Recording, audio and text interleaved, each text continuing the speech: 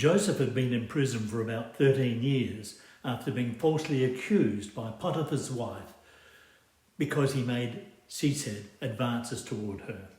He was completely innocent. Now, after he was locked away, he had become a model prisoner, to the point where the prison warder identified his integrity and put him in charge of everything, the scripture says, that happened in the prison. Well done, Joseph.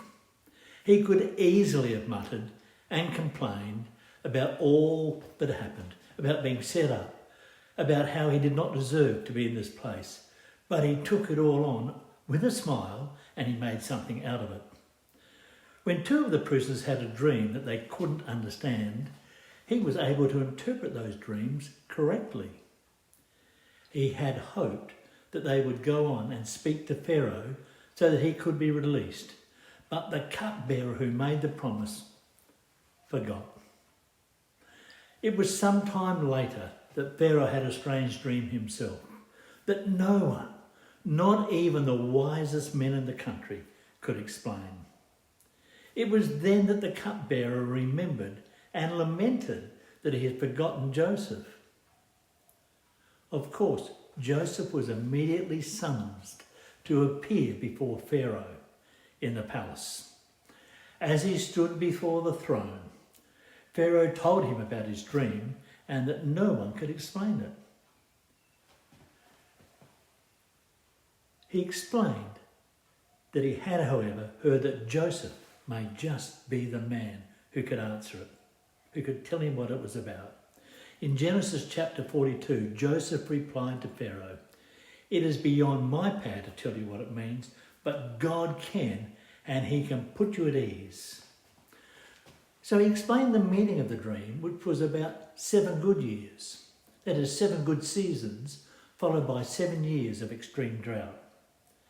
They were being warned in advance through this dream about what was going to happen, meaning that they had the opportunity to put aside excess grain over those good years before the bad years bit, before the drought. Now, over the years, God has spoken through his prophets, warning about what is happening, what is coming. And I believe that the times we're living in, even now, are spoken of throughout the scriptures. In fact, I challenge you today to read and to understand them and make preparations about where you stand with God. When we grasp an understanding of what is happening in our world, right at this moment, we could easily be very, very concerned. There is a drought. There is a dryness.